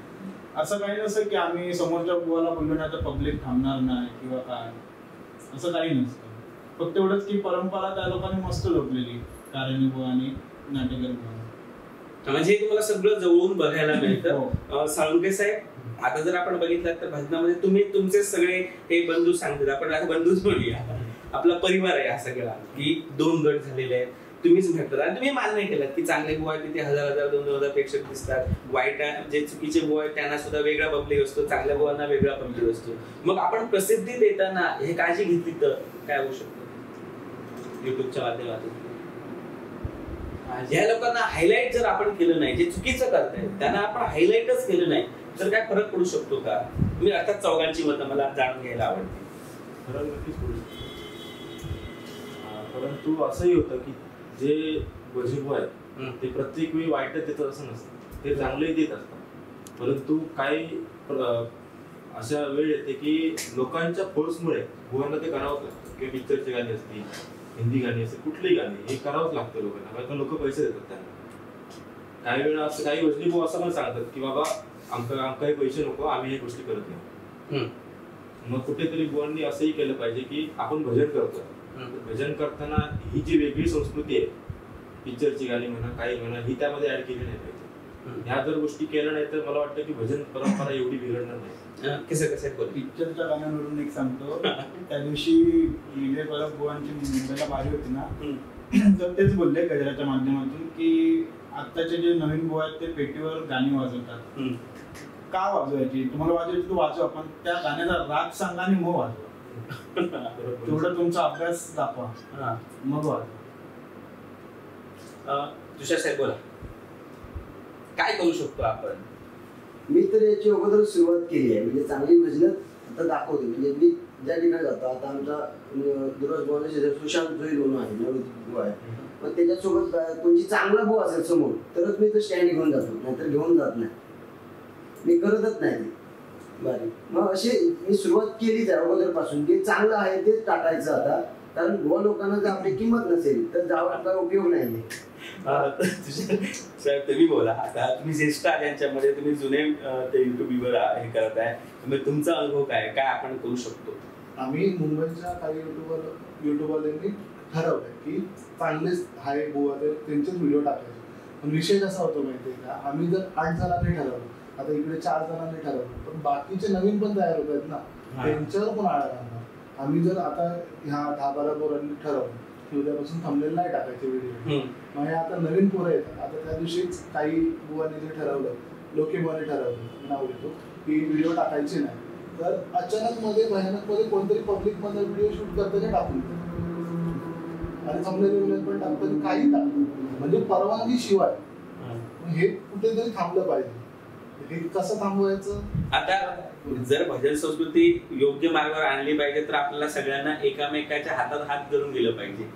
तुम्हाला क्रॉस करून माझाच उद्देश साध्य होणार नाही, तुम्ही बुवांना क्रॉस करून त्यांचा उद्देश साध्य होणार नाही. जेव्हा आपण एकमेकांचे पाय न पकडता एकमेकांचे हात हातात घेऊ तेव्हा आपली भजन संस्कृती योग्य वाटेवर येऊ. सगळ्यात महत्वाचं प्रसार माध्यम म्हणजे तुमची जबाबदारी सगळ्यात मोठी आहे आणि त्या दृष्टीने आपल्याला काय करता येईल, त्या अनुषंगाने आपण काय करू शकतो. आता तुम्ही जसं म्हटलात की काही काही चुकीचे लोक सुद्धा काय करतात ते शूट करतात आणि टाकतात, मग ह्याला कायदेशीर आपण काय करू शकतो का? साळुंखे तुमच्याकडे काय वाटत नाही, कारण युट्यूब जी कंपनी आहे ना ती विदेशी कंपनी आहे आणि तिचा मालक आपण कोण नाही, तिचे मालक कोण वेगळेच आहे. पण माझं आपण असं सांगतो, माझ्या परमिशनशिवाय जर माझा युट्यूबवर मी व्हिडिओ अपलोड केला तर मी स्ट्राईक करू शकतो. मी सांगतो. हा बोला ना. म्हणजे मी जेव्हा सुरुवात केली युट्यूबची तेव्हा 15वीत होतो. हळूहळू शिकत गेलो युट्यूब काय असतं, युट्यूब काय असतं, आणि आता हा माझा फुल टाइम जॉब आहे. अरे वा. म्हणजे मी राजश्री प्रोडक्शनचं सगळे चॅनल रीड करतो, सगळं करतो. तर ह्याच्यावरती एकच कारवाई करू शकतो आपण, डायरेक्ट स्ट्राईक मारायचे आणि व्हिडिओ उडवून टाकायचे. म्हणजे माझा अभ्यास थोडासा आहे, उडवू शकतो व्हिडिओ सरळ. आणि मी उडवलेत 15-20 व्हिडिओ उडवले. मग आता आम्हीच्या सगळ्यांच्या वतीनं जे आमचं कोकण आहे किंवा जे भजन संस्कृती जपणारे आपल्यासारखे खूप लढवय्ये आहेत त्यांच्या वतीनं मी तुम्हाला विनंती करेन, जे चांगलं आहे तेच दाखवा. तो कोण आहे, त्याची काय आहे ते बघायची गरज नाही. जर आपलं मत एक असेल की भजन चांगली संस्कृती दाखवली पाहिजे तर आपल्याला कुठे ना कुठे कोणाबरोबर तरी वाईट घेणं गरजेचं आहे. शिवाजी महाराजांनी जर असं म्हटलं असतं की औरंगजेब चांगला आहे, त्याच्याशी सलोख्याने वाहा, तर आपण कधी हिंदवी स्वराज्याचे निर्माण करू शकले नसते. त्यामुळे कोणाला तरी शिवाजी होणं गरजेचं आहे आणि ही भूमिका सोशल मीडियाचे प्रवर्तक म्हणून, प्रमुख म्हणून तुमची आहे. आपण त्याच्यावर तुम्ही आता मगाशी म्हटलात आणि खूप चांगला तो विचार आपल्या समोर दिलात की आपण स्ट्राईक मारू शकतो. ज्या अर्थी बुवा तुम्हाला सांगतात की माझं टाकू नको, त्यासाठी त्यांना अधिकार आहेत ना. पण त्यांना जर आपण बळ दिलं, आता जर वाईट व्हिडिओ जर आले नाही तर ते बुवा लोकांपर्यंत जाणारच नाहीत ना. ऑटोमॅटिक बुवांची पब्लिसिटीच कमी होईल, त्यांना पब्लिसिटी मिळाली नाही तर त्यांना कार्यक्रमच मिळणार नाही. म्हणजे खऱ्या अर्थाने बुवा सांगतायत की आम्ही आमच्यामुळे मोठे झालो, ह्याच्यामध्ये काही थोडं अंश तथ्य असलं तरी बऱ्याच अंशा भ्रामक कल्पना आहे. ते तुमच्यामुळे मोठे झाले, तुम्ही त्यांना विनाकारण मोठे केला, चुकीचे दाखवून किंवा चुकीचे हे वापरून, टायटल वापरून तुम्ही त्यांना खूप देव केला आणि तेच आज तुम्हाला तुच्छतेची वागणूक देतात. मी तुच्छतेचा शब्द जाणून बुजून म्हणतो, कारण तुमच्यासारखी सभ्य लोक त्यांच्या समोर बसल्यावर सुद्धा सात्विकता दिसते की बाबा ही चांगल्या घराण्यातली लोक आहेत, ही चांगली लोक आहेत आणि भजनासाठी प्रयत्न करतायत. मग बुवा जर तुम्हाला बिघडवत असतील तर तुमची सजवीक बुद्धी का तुम्ही वापरत नाही? कसं कसं आहे बोला ना. आपण चर्चा करतोय, बोला ना, का आपण असं वाया जातो आहोत? चूक ही प्रत्येकाकडून होते. ह्याच्यामध्ये 6 महिन्यापूर्वीच आम्हाला आमची चूक कळाली मुंबई भजन मंडळाला. त्याच्यानंतर मग आम्ही असं ठरवलं की चांगल्या बुवांचं फक्त शूट करायचे वगैरे, म्हणून आम्ही त्याच्यासाठी विजय परब आणि चोरगे बुवान या दोघांचे डबल बारी केले. आता नॉर्मली जर माझ्या युट्यूब चॅनलला बघाल ना चांगलाच व्हिडिओ आहे. नाही, त्याचं स्वागतच आहे. तुम्हाला अगोदरपासून तुम्ही प्रयत्न केले. मी मगाशी पण म्हटलं चूक माझ्याकडून सुद्धा होऊ शकते, चूक समजली, पश्चाताप झाला, परिवर्तन होऊ शकतं, बरोबर ना. त्यामुळे आम्ही काय टाकलं, आमचं भजन चांगलं आहे म्हणून त्या पोहोचवण्याचा प्रयत्न केला. विपर्यासाने आपल्याकडून चूक झाली आहे, आता आपण मान्य केली आहे. मग आता आपण जर सगळे एक झालो, मी तुमच्या बरोबर आहे, आपल्याला भजनच दाखवायचं आहे ना लोकांना, मग चांगलं आणि वाईट असं भजन नको दाखवूया, जे चुकीचे आहे ते दाखवूयात नको. एखादा बुवा त्याला कदाचित त्याची पहिली डबल बारी असेल पण प्रेझेंटेशन छान असतं तर त्याला दाखवायचं नाही का? आणि एखादा खूप चांगला बुवा आहे, त्याने वर्षानुवर्ष डबल बारी केले पण तो काहीतरी फालतू भाषण बोलते, मग त्याला दाखवायचं का? तुषार साहेब बोला ना. याच्यासाठी ना सगळ्यांनी एकत्रित येणं गरजेचं युट्यूब वाले. आणि जर कोणी टाकत असेल असे फालतू व्हिडिओज किंवा काय त्याच्यावर स्ट्राईक कारवाई करू शकतो आपण. पण हे एकच गोष्ट की सगळ्यांनी एकत्र यायचं. मग हे तुम्ही आव्हान करा ना, तुमच्या समोर मोठं व्यासपीठ आहे बाहेरचं, करा आव्हान. माझा एकच विषय आहे की जेवढे गावचे युट्यूबर्स आहेत तर मुंबईचे आम्ही 10-15 लोक आहोतच एकत्र, पण गावचे पण आहेत ना, त्यांनी पण एकत्रित यावा. सगळ्यांनी आपण एकदा एक व्हॉट्सअप ग्रुप बनवूया आणि त्याच्यावर काय डिस्कशन करूया की कसं काय करायचं, आणि जे फालतू व्हिडिओ टाकतायत त्यांच्यावरती आपण नक्की कारवाई करू. हे सगळ्या गोष्टी अगोदर झाले होते. म्हणजे जेव्हा सुरुवातीला एका बुवाने बोललं होतं तेव्हा आम्ही 2-3 जण होतो त्या बारीला, तेव्हा बोलले होते की काय बोलले होते, तेव्हा आम्ही सांगितलं होतं की बुवा असं. तेव्हा जर सगळ्या युट्यूबरने म्हटलं की त्याला बोलले म्हणजे मला पण बोलले, त्याच्यावर जी वेळ आहे ती कधीतरी माझ्यावर पण येऊ शकते.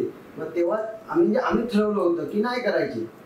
त्या बुवांचे आहेत, त्यांचं मान आहे, ठीक आहे, मनात आहे त्यांचं मान, कलाकार म्हणून ग्रेट आहे, मनात आहे. पण युट्यूबर म्हणून आम्हाला त्यांनी दुखवलंय. एवढ्या 400-500-1000 पब्लिक समोर आम्हाला बोलले आहेत ते, म्हणजे त्यांची चूक त्यांना कळायला पाहिजे. मग आपण केलं नाही पाहिजे. हे सगळ्यांना सांगितलं होतं, पण ते नाही, ते का माझ्या जवळचे मित्र आहेत, हे आहेत, कसं काय हे करणार. मग तेव्हा तुमचं कारण एकमेव मीच असेल कदाचित की त्या बुवांची तेव्हापासून अजून एकही व्हिडिओ माझ्या चॅनलला गेली नाही. कदाचित मी एकटाच असेल.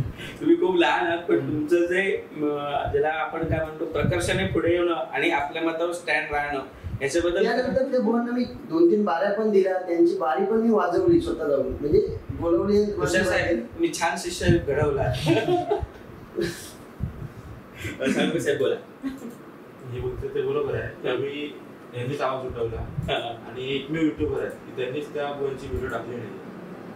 पण त्यावेळी असंही घडलं की जेवढी लोक साथ देत होते की नाही असंच करायचं तसंच करायचं, आज तुम्ही बघाल तर तीच लोक त्यांच्याजवळ जास्त आहेत. ह्या गोष्टी मेन आहेत, कारण का एकीकरणच नाहीये, ही मेन गोष्ट आहे. आणि जेवढं आपण बोलतो की आपण ह्या गोष्टी थांबवल्या पाहिजे. आता समजा मी तुमच्याकडे शिकतोय, तुम्ही माझे गुरु आहात, मी काही कशी डबलबारी करत असेल तर मला कुठेतरी वाटतं की माझे गुरु तुम्ही आहात, म्हणजे तुम्ही कुठेतरी माझ्यावरती बंधनं घातली पाहिजे. आता मागे मी हरेल बोनचा मी इंटरव्ह्यू घेतला होता, त्यावेळी हरेल बोनने सांगितलं की ज्यावेळी मी वाहत गेलो त्यावेळी मला कासले बोनने सांगितलं की जर तू अशी भजनं करणार असशील तर माझं नाव यापुढे लावायचं नाही. तसं प्रत्येक भजनी बोनने ठरवून घेतलं पाहिजे. तर हा माझा शिष्य आहे, हा जर वाईट मार्गाने जातोय तर त्याला मी थांबवलं पाहिजे. हे कुठेतरी प्रत्येक भजनी बोनच्या गुरुने देखील खूप चांगला विचार साळुंखे साहेब तुमच्या माध्यमातून हा बघायला मिळाला. प्रत्येक जे गुरु आहेत त्यांना विनंती मी करेन की तुमचे जे शिष्य आहेत त्याला वेळीच लगाम घाला. पण त्यांना लगाम घालत असताना आपण जे सगळे समाजाचे प्रमुख घटक आहेत, आज तुम्ही लोकशाहीचा 4था स्तंभ हाताळतात असं म्हटलं तर ते कधी वावगं ठरणार नाही, कारण तुम्ही प्रसिद्धी देताय ना त्यांना. म्हणजे तुम्ही त्यांना खूप मोठं करताय. जे लोक त्यांच्यापर्यंत पोहोचत नाही त्यांना मी घरात बसून बघू शकतो, आणि ही फक्त तुम्ही केलेली धडपड. त्याच्या बदल्यात मी वारंवार सांगतो, तुम्हाला काय मिळतं तर बुवांचा काहीतरी चुकीचे शब्द, तुमचा 1000 लोकांमध्ये झालेला अपमान, हेच मिळतं. याच्या पलीकडे काय मिळत नाही. मग एवढं सगळं का, कशासाठी? जर एवढं हे करत असतील तर आपण सुद्धा स्वाभिमान कुठेतरी जपला पाहिजे ना. आणि तुम्ही असं म्हटलं तसं की आपल्या संघटनेमध्ये म्हणजे डॉक्टर आंबेडकरांचं एक छान सुविचार आहे की तुमची संघटना पुढे जायची असेल तर तुमच्या संघटनेमध्ये किती डोकी आहे त्यापेक्षा किती नेक लोक आहेत ते मोजा. आपण ते मोजतच नाही, त्यामुळे आपण फितुरीकडे चाललेली आहे आणि त्यामुळे काहीतरी गोंधळ होतोय. निसर्ग साहेब बोला ना. हो नक्कीच. ऍक्च्युली खरं सांगायचं म्हणजे एकमेकांचा आमचा ताळमेळच नाही. तुषारने काही सांगितलं तर दुसरा कोणतरी बोलत नाही मला तुझे पटत नाही, माझे काहीतरी वेगळे आहे. त्यामुळे ते थोडं होणं कठीण आहे, पण आम्ही पुढे जाऊन प्रयत्न करू गावचे आणि मुंबईचे एकत्र येऊन की एक मत काहीतरी घेऊया याच्यावर. नाही तुम्ही डबल बाऱ्या टाकू नका असं माझं म्हणणं नाहीये. मी काय म्हणतो बुवा चुकीचं बोलतात आणि तुम्हीच म्हटलं की स्पर्धा आहे, होत चुकीचं, पण ते आपण तितकं ड्रॉप करू तर शकतो. ती जबाबदारी आपण घेऊ शकतो की नाही. जर आपण ते ड्रॉप केलं बाबा तो पॅच लावायचा नाही, माझी भजन संस्कृती वाईट जाईल किंवा लोक तिच्यावर बोट दाखवतील इतकं आपण वाईट टाकायचं नाही. एवढं जरी आपण केलं तरी जरी तुम्हाला बुवाने टाकलं की बाबा हे टाकच माझं, तुम्ही बुवाचे बांधील आहात का? कसे बांधील आहात का आपण? नाही, तुम्ही स्वतःची झोप मोड करून जाता. तुम्ही कामावरची माणसं काम करता, जॉब सांभाळता, व्यवसाय सांभाळता आणि पुन्हा गाडी घेऊन जायचं, तिथे बसायचं, इन्सल्ट करून घ्यायचा, ते टाकायचं. मग आपण जर तुम्ही लाईव्ह करत नाही, लाईव्हला काय प्रॉब्लेम, म्हणजे लाईव्हला काहीच आपल्याकडे हे नसतं, पण बरोबर ना. मग जर असं केलं तर काय होऊ शकतं? बोला ना. नाही, आम्ही जेवढं आमच्या प्रयत्न जमतं तेवढं आम्ही ते एडिट करण्याचा पूर्ण प्रयत्न करतो. काही काही वेळा असं होतं ना की जे गजर आहेत गजरामध्ये कधी कधी बुवा वाहून जातात आणि माणूस प्रत्येकाकडून चूक होते, शब्द निसटून जातात. परंतु काही वेळी असं होतं की गजराला आयोजकांनी टाइम दिलाय 30 मिनिटाचा. काही बुवा असे आहेत की ते 40 मिनिटं होतात, 50 मिनिटं होतात, 1-1.5 तास गजर करतात. त्यावेळी एवढं शक्य होत नाही की एका दुसऱ्या सेकंडला काहीतरी शब्द गेलेला असतो, मग तेवढं शोधत बसणं, तेवढं एडिट करणे तेवढं शक्य नाही होत. मग आपण तो गजरात टाकला नाही तर काही वेळी आम्ही तेच करतो. मी तर तेच करतो. ज्यावेळी मगाच तुम्हाला सांगितलं मी बाहेर आयोजकांनी काहीतरी आयोजकांचा आणि बुवांचा असा वाद झाला एका वेळी, मग त्यावेळी मी ती बुवांची फक्त रोटेशन जे होतं ते रोटेशन आणि दुसऱ्या बुवांचं रोटेशन तेवढंच टाकलं मी. ते गजर दोन्ही बुवांचं टाकलं नाही, कारण काही चुकीच्या गोष्टी रसिकांपर्यंत जाता नाही हा एक हेतू होता. तुमचं काम सुंदर आहे, तुमच्या कामाला पुन्हा मी सॅल्यूट करतो, त्याच्याबद्दल काहीच हे नाही.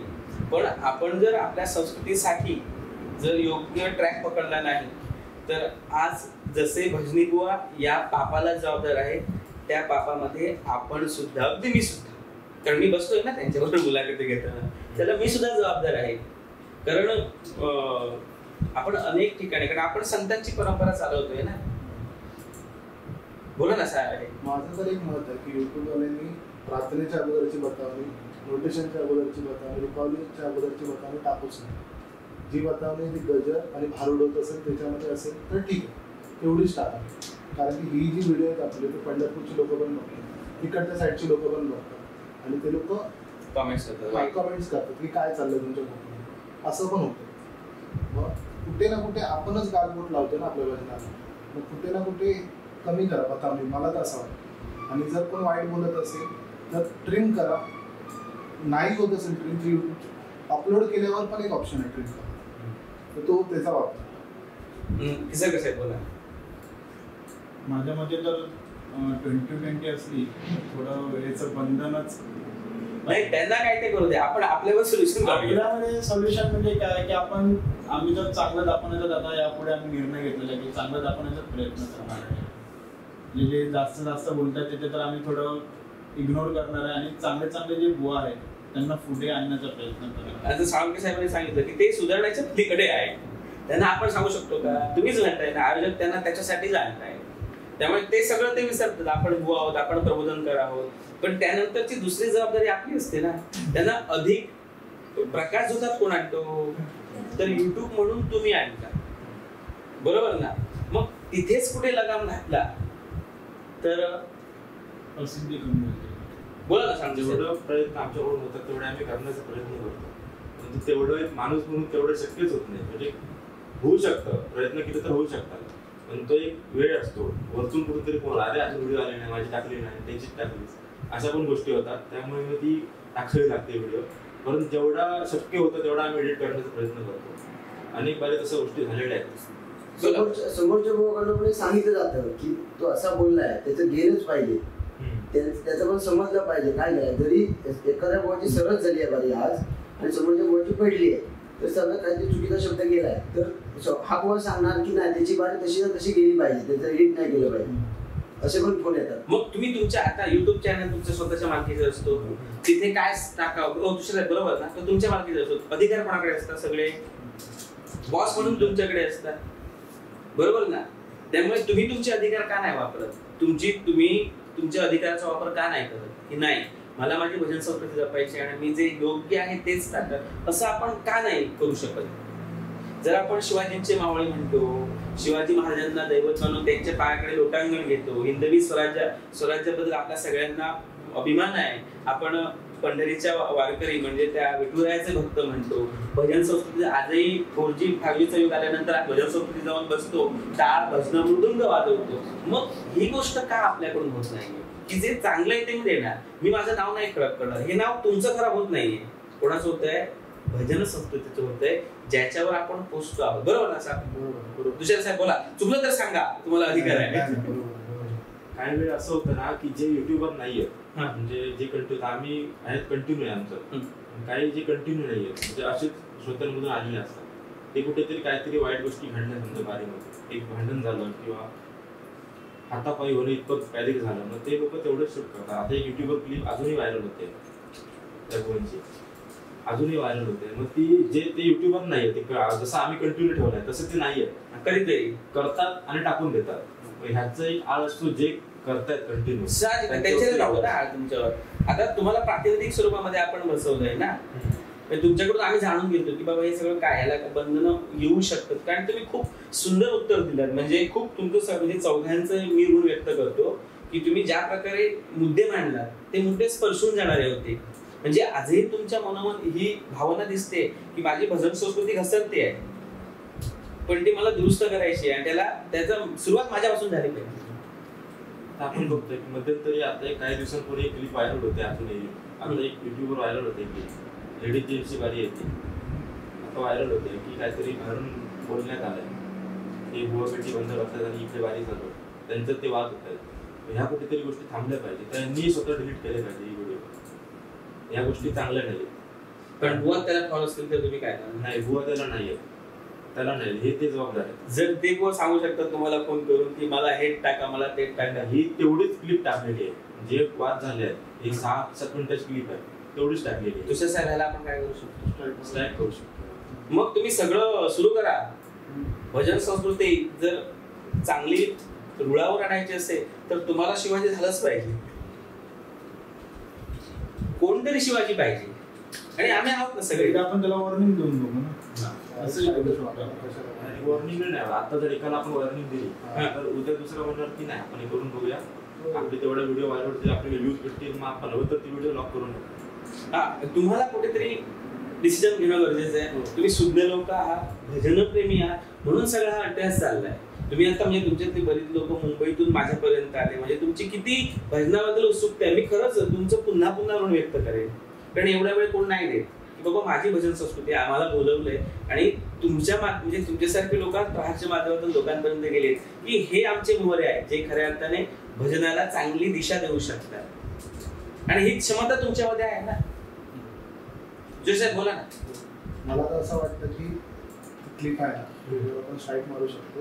राहिला विषय शूटिंग करायचा, अपलोडिंग करायचा, चांगल्या मॉनकडे जा. मी तर म्हणतो शूट करायला जे असे असतील बतावणी करणारे त्यांच्याकडे जाऊच नका. हल्लीच मी एका माणसाला सांगितलं, मुंबईचाच युट्यूब आहे, तिथे पण सबस्क्रायबर चांगले आहे. मी बोललो की अरे तू असं कशाला करतोस? तो बोलतो तुझ्या पोटात दुकान आहे, बोलतो तू पुढे गेलास ना आता तू आमचे पाय घेतस. म्हणजे कोणाला सांगायचं तर नाही, तर वॉर्निंग बिर्निंग राहतो, स्ट्राईकच मारायला. असं पण आहे काही युट्यूबर आहेत ना, त्यांचं बोन सुद्धा वाकडं आहे. ते बोन मध्ये सुद्धा आगला होता. या गोष्टीमुळे बाकीचे चांगले युट्यूबर सुद्धा त्यामुळे थगवले गेले या गोष्टीमुळे. म्हणजे हे खूप राजकारण खालीपर्यंत आहे. आत्महत्या अनेक गोष्टी झाल्या. म्हणजे आज मी ह्या 2 भजनी बोनवर चांगलं आहे, उद्या मला कुठला तरी नवीन भजनी बोन भेटली, त्यांच्यासोबत माझं चांगलं झालं तर कुठेतरी मी या गव्हर्नमेंटमध्ये ते खूप पडतो. असे ते युट्यूबर आहेत त्या क्षेत्रामध्ये अनेक कोणी सांगितलंय. आणि त्या ठराविक 2-3 युट्यूबर्समुळे प्रत्येक युट्यूबर बदनाम झाले. मोठं वक्तव्य आहे, हे केलंच पाहिजे. कारण का भजनीबुवा सांगतात, नाव सांगतात भजनीबुवा, हा एक युट्यूबर आहे आणि हा एक आहे. या दोघांमुळे आज अशा या गोष्टी होत आहेत. या भजनीबुवांनी स्वतः सांगितलंय आणि ते खरं आहे. केसरकर साहेब बोला ना, आपलं मत काय याबद्दल? काहीतरी करणं, सकारात्मक करणं गरजेचं आहे. कोणीतरी शिवाजी झालं पाहिजे. आणि आज योगायोगानं तुम्हाला संधी मिळते शिवाजी व्हायची. तुमच्यामध्ये ती गुण आहेत, नाही तर तुम्हाला बोलवलं नसतं ना, बोलवलंच नसतं. आम्हाला कोणी चाललं असतं, सुरुवात तर आमच्याकडनंच आहे सगळं. आम्ही जर लोकांना चांगलं दाखवलं तर सगळंच चांगलं. त्यामुळे आम्हालाच पहिलं पाऊल पुढे टाकायचं आहे की फालतू व्हिडिओ टाकायचे नाही, चांगले भजनं लोकांपर्यंत दाखवण्याचा प्रयत्न. निश्चित खरंच तुमचं मी पुन्हा एकदा कौतुक करतो, आभारही मानतो. खूप छान तुम्ही संदेश दिला. साळुंखे साहेब आपण बोला. आतापर्यंत जे व्हिडिओ गेले आहेत त्या व्हायरल झालेलेच आहेत, त्यामुळे भजनीबुवांचं नाव सगळीकडे झालेलंच आहे. आपण बंद केल्या तर अजून बदनाम व्हायचं थांबेल. जी भजनपरा जी बदनाम झालेली आहे त्यासाठी आपण काहीतरी केलं पाहिजे असं मला वाटतं. दुसऱ्या साहेब काय करू शकतो? आता विषय आहे की पुढे काय करायचं. म्हणजे आता बोलला की जुन्या व्हिडिओचं काय करायचं, त्याला डिलीटच करावं लागणार. आणि ते व्हिडिओ आज नाही तर उद्या तर कुठल्या लोकांकडे जाणारच. आणि शेवटी तोच विषय की कोकणात कुठे भजन चालू डिलीट करून, पण आता त्यांचं नाव झालेलं आहे. नाव होऊ दे, तुम्ही बदनाम नाही ना म्हणा. तुम्ही ते जर डिलीट केलात ना तर तुम्ही बदनाम होणार नाही, तुम्ही त्या पापाचे धनी ठरणार नाही ना. आता मी सेव्ह करून ठेवलंय तर माझ्या पुरतं राहील, पण तुम्ही युट्यूबला जर टाकलात ना तर मी कधी बघू शकतो. मला वाटलं की बाबा मला साळुंखे सरांच्या मोबाईलवर युट्यूबला काय बारी येते, मला इच्छा झाली, मला मनोरंजन करून घ्यायचं आहे, भजन बिजन राहिलं बाजूला, तर मी बघू शकतो ना. आणि आता कसं झालं, एखाद्या बुवाला जर बारी हवी असेल तर तो बुवा युट्यूबवरची व्हिडिओची लिंक आयोजकांना शेअर करतो की अशी मी बारी करतो, तर या लोकांच्या व्हिडिओ डिलीट करतो. ते सगळं तुमच्या हातात आहे. करते करते तुम्ही आहात, भुवानी काही पण म्हणू दे. पण आज जे भजन संस्कृतीला खूप चांगले दिवस आलेले आहेत ना, ह्याला अगदी 60% तुम्ही जबाबदार. आणि हे मी जाहीर ऑन स्टेज बोलतोय, म्हणजे ते भुवांना पटो किंवा न पटो. कोण भुवा मान्य करतात, कोण नाही मान्य करत नाही, तो प्रत्येक जितक्या व्यक्ती तितक्या वृत्ती आणि ते त्यांच्या प्रवृत्ती. जर तुम्ही जर टाकलेच नसते तर लोकांपर्यंत गेलेच नसते ना, लोकांपर्यंत गेले नसते. कारण कुणकेश्वरला मी बारी बघायला येणार नाही वेंगुर्ल्यातून, ती तुम्ही मला बारी तुमच्या युट्यूब मधून दाखवली आहे म्हणून मी कुणकेश्वरची बारी माझ्या वेंगुर्ल्यात ठेवली आहे. मग कोण बोला, कोणते व्यवस्थित रिस्पेक्ट देतात युट्यूबरला. का परवाचीच गोष्ट, मी गेलो होतो लोकेबुवांच्या गावात बारी शूट करण्यासाठी. लोकेबुवा जमिनीवरती बसले होते आणि मी तिकडे गेल्यावरती मला त्याने खुर्ची आणून दिली, मी बसले त्याच्यावरती, ते तिकडे जमिनीवरती बसले होते. नाही, आमचे भजनी बुवा खूपच चांगले आहेत, पण त्यांना 100% कुठेतरी विडवलेले आहे. सगळे बुवा फालतू बतावणी करतात असं नाही. कोणते बुवा रागात ना भांडत असतात, हा राग असाच झाला पाहिजे, तो राग तसाच झाला पाहिजे. मग ते वाईट नाही असं मला वाटतं. ते कालायतच नवीन पिढीला ते आवडत आहे की हा रागातली भांडणं आवडतात लोकांना, पण ते कमरेच्या खालचे जोक्स वगैरे हे अश्लील बोलणं हे चुकीचं आहे. शेवटी मार्केटमध्ये काय द्यायचं हे तुमच्यावरच आहे ना. तुम्ही मार्केटला चांगलं दिला, चांगला माल घेणार ना, बरोबर ना. त्यामुळे तुम्हाला हे डिसिजन काहीतरी घेणं गरजेचं आहे. आणि मला सकारात्मक वाटतं तुम्ही ज्या प्रकारे ही चर्चा पुढे पुढे सरसवली. आणि काही ज्या गोष्टी असतात निगेटिव्ह, मी अगदी सुरुवातीला पासूनच तुषार साहेब सांगतोय की प्रत्येक माणसामध्ये प्लस मायनस पॉईंट असतात, नाहीतर तुम्ही मुंबईहून इथे आला नसता. म्हणजे तुम्हाला कुठेतरी तळमळ होती, माझ्या भजनाबद्दल मला बोलायचं आहे म्हणून तुम्ही आलात. त्या तळमळीला मी पुन्हा एकदा नमस्कार करतो. त्यामुळे आपण काय करू शकतो त्या अनुषंगाने आपण आता हा विचार करणं गरजेचं आहे. साळुंखे साहेब, आपण आता उपायाकडे वळूया. समस्या आपल्याला कळला, कसं काय करू शकतो आपण? हा एक उपाय आपण काढले असेल की जे आहे चांगलं आहे तेच द्यायचं. आता जे वाईट आपण गोष्टी घेणार नाही ते लोकांपर्यंत जाणार नाही, दूर पर्यंत जाणार नाही. परंतु जी त्या ठिकाणी बारी होते, जे वाईट गोष्टी होण्याचं तर थांबणार नाही. आपण प्रचार करायचं थांबवू शकतो, पण जे त्या ठिकाणी होत आहे ते कसं थांबवायचं, ते थांबवलं पाहिजे. ते तुम्ही ते गावापर्यंत मर्यादित राहू दे ना, त्याची जबाबदारी आपण घ्यायचीच नाही, बरोबर ना. तुम्ही जर ते शूटच केले नाही, युट्यूबला टाकलेच नाही, तर त्याची पब्लिसिटी होणार नाही ना. मी सुरुवातीपासून सांगतो की पूर्वी काही बाऱ्या खूप सभ्यतेने होत होत्या, अशाच काही विषय नव्हता. पण कुडाळातली बारी झाली तर ती कुडाळच्या लोकांपर्यंत मर्यादित राहायची. आता तुम्ही त्याला काय केलं, एक जागतिक रूप दिलं. म्हणजे तुम्ही मगाशी म्हटल्याप्रमाणे युएसएचा माणूस जर तुम्हाला सॅल्यूट करत असेल तर तुम्ही कुठे भजन पोहोचवलं, येते लक्षात. बोला ना साहेब. त्याच्यावर उपाय म्हणजे आम्ही स्वतःच आहे की स्वतःला निर्बंध लावायचे, चांगले फक्त व्हिडिओ टाकायचे. जर त्याच्यामध्ये काही वाईट असेल तर ते ट्रिम करून अपलोड करायचे. बोला, तर तेच करावं लागेल. पहिली गोष्ट, जे बतावणी करतात वाईट करतात त्यांच्या बारीला जायचंच नाही. जे चांगले करतात, जे सांगत आहे ना, त्यांचं चुकून काही शब्द वाईट जाणार नाही, त्याच बुवांची शूट करणार. म्हणजे ते पण कष्ट नाही की ते शोधा, म्हणजे तिकडे 7 तास बारी बघू, 7 तास बारी दुसरी तेवढाच वेळ परत बारी बघायला लागणार आहे ना. जे होतं ते आम्ही करतोच आहे, म्हणजे जे वाईट होतं ते आम्ही ट्रिम करूनच टाकतोय, हे तर चालूच आहे. पण आता एक असं ठरवायला पाहिजे की जे नवीन भजनी बुवा येत आहेत ते कुठेतरी त्यांना वाटते की आपण जगासमोर जावं. त्याचा एक सर्वांनी निर्णय घेतला पाहिजे की जे नवीन भजनी बुवा येतात त्यांना कुठेतरी एक चांगला प्लॅटफॉर्म द्यावा. कारण का नवीन जे भजनी बुवा आहेत ते खूप चांगलं करतात, गातात, उद्बोधन करतात, चांगली बतावणी करतात. त्यांना एक चांगला प्लॅटफॉर्म आपण सर्वांनी दिला पाहिजे. तुझ्या साहेब बोला. उपाय हा आहे की अशा लोकांकडे जायचंच नाही शूट करायला. दुसरी गोष्ट म्हणजे इन्सेंटिव्ह वाटत नाही आपल्याला, तेच जायचंच नाही. त्याच्यानंतर दुसरी गोष्ट की थंबनेल थंबनेलवरती काहीही फालतू टाकायचं नाही, जेणेकरून आपल्याच भजन संस्कृतीला गालबोट लागतं. तिसरी गोष्ट, कोण चुकीचा करत असेल तर त्याच्यावर कारवाई करायची. या 3 गोष्टीच करू शकतो आपण सध्या. खरंच खूप सुंदर. आपण बऱ्याच वेळ या गोष्टीच्या माध्यमातून चर्चा केली. मी पुनश्च एकदा आपल्या चौघांचंही मनपूर्वक ऋण व्यक्त करतो, तुमच्या ऋणात राहू इच्छितो. तुम्ही भजन संस्कृती जोपासण्यासाठी जे काम करताय त्याला खरंच सॅल्यूट आहे. पण जे आपल्याकडे कळत नकळत जे काही चुकीचे विपर्यास होत आहेत भजनाच्या माध्यमातून, ते रोखण्यासाठी तुम्ही घेतलेला पुढाकार हा निश्चितच भजन संस्कृतीसाठी निश्चितच मैलाचा दगड ठरेल. आणि उद्या येणारी भजन संस्कृतीमध्ये तुमचं नाव सुवर्ण हस्ताक्षराने लिहिलं जाईल की भजन संस्कृतीमध्ये सुधारण्यामध्ये हे चौघे लीडर होते, यांनी भजन संस्कृती सुधारली, यांनी चुकीची भजनं रोखली आणि चांगली भजनं समाजाला दिली. हा आशावाद बाळगतो. पुनश्च एकदा आपण मुंबईपासून आमच्या स्टुडिओपर्यंत आला. आम्हाला आमच्याशी बोलताना म्हणजे तुमच्याबरोबर बोलताना एक मित्रत्वाचं, स्नेहाचं, प्रेमाचं नातं मला वाटलंय, थोडंसं झालं असं वाटलं. खूप छान मुलं आहात तुम्ही, छान लोक आहात तुम्ही, भजन संस्कृती जोपासणारी आहात. तुमच्याकडे तुम्हाला परमेश्वरानं दीर्घायुष्य देव, तुमच्या सगळ्या चांगल्या इच्छा परमेश्वरानं पूर्ण करो.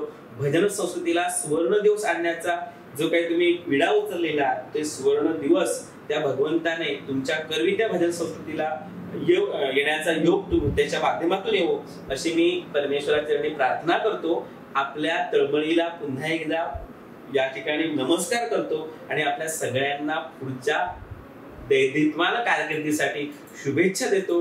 आणि या ठिकाणी मी थांबतो. पुनश्च एकदा मी तुम्हाला जाहीरपणे सांगतो, बोलण्याच्या योगामध्ये जेव्हा आपण एखादा विषय घेतो तेव्हा ते विषय वैयक्तिक स्तरावर नसतात, तर एखादा विषय योग्य दिशेने आणण्यासाठी काही विषय बोलावे लागतात. आणि हे विषय बोलत असताना जर तुमचं कोणाचं मन दुखावलं असेल तर त्याची सुद्धा मी जाहीर माफी मागतो आणि आपल्या सर्वांचं ऋण व्यक्त करून या ठिकाणी मी थांबतो. मनपूर्वक आभार आणि आल्या याबद्दल खूप खूप धन्यवाद.